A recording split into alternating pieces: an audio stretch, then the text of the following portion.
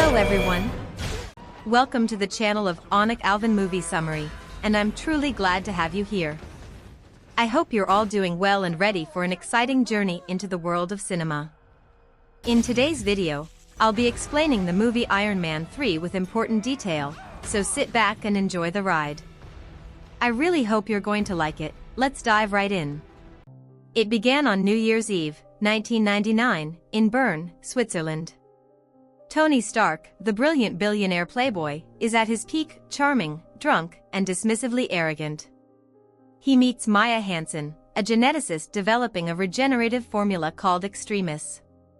Outside, a limping, awkward man named Aldrich Killian approaches, excited to share his vision for advanced idea mechanics, his fledgling think tank.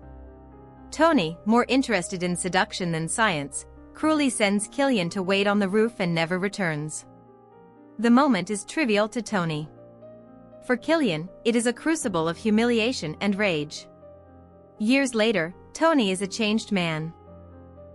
The Battle of New York haunts him. Aliens, gods, wormholes, he's seen the vastness of the universe and realized how small he really is. He can't sleep. He suffers anxiety attacks. He throws himself into his work obsessively, building new Iron Man suits, Mark 8 through Mark 42, each more advanced, each a step toward protecting the ones he loves. Yet the armor becomes more than protection, it becomes a crutch. Pepper Potts, now CEO of Stark Industries, watches him spiral, trying to connect with the man she loves who hides behind layers of metal and fear.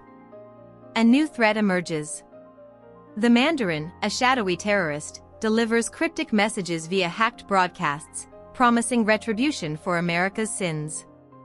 His bombings leave no bomb traces, just searing explosions and scorched victims. One of these attacks puts Tony's friend Happy Hogan in a coma. Tony, consumed by guilt and fury, calls out the Mandarin on live television, giving him his home address. Hours later, sleek helicopters rise from the ocean and level Tony's Malibu mansion in a thunderous attack. His world crumbles into the sea. He barely survives, encased in his glitching Mark 42 suit, which flies him unconsciously halfway across the country. He crash lands in snowy Rose Hill, Tennessee. Alone, presumed dead, with his tech broken, Tony hides in a garage belonging to a bright, fatherless boy named Harley. With Harley's help, Tony begins uncovering the truth behind the Mandarin bombings. He learns that the explosions are not terror attacks, but extremist test subjects violently combusting when their bodies reject the unstable serum. The survivors gain superhuman strength, speed, and regeneration. Tony traces the Mandarin to a lush Miami compound, only to find the infamous terrorist is a lie, an actor named Trevor Slattery, drugged and paid to read scripted threats. The real mastermind is Killian, no longer the awkward man from that rooftop but now suave, confident, and terrifying. He has perfected Extremis, and his plan is unfolding: kill the president, control the war machine armor rebranded as the Iron Patriot, and manipulate the world's fear. Pepper has been taken. Maya, conflicted over her role in Killian's rise, tries to help Tony but is killed. Killian injects Pepper with Extremis, forcing Tony into a desperate race against time to save her. He reunites with Colonel James Rhodes, and together they uncover Killian's plan to stage the president's execution aboard an oil platform and install his puppet as a new figurehead of power. With his suits offline, Tony initiates the house party protocol. Dozens of remote-controlled armors fly in, lighting up the night sky with blasts of repulsor fire. They rain down on Killian's forces, each suit a specialized tool, each designed for a crisis Tony hoped would never come. The oil rig becomes a battlefield of fire, flying metal, and glowing Extremis-enhanced soldiers. Amid the chaos, Tony fights Killian, but it's Pepper, resilient, burning with Extremis power, who strikes the final blow, destroying the man who once felt invisible on a rooftop. The platform erupts.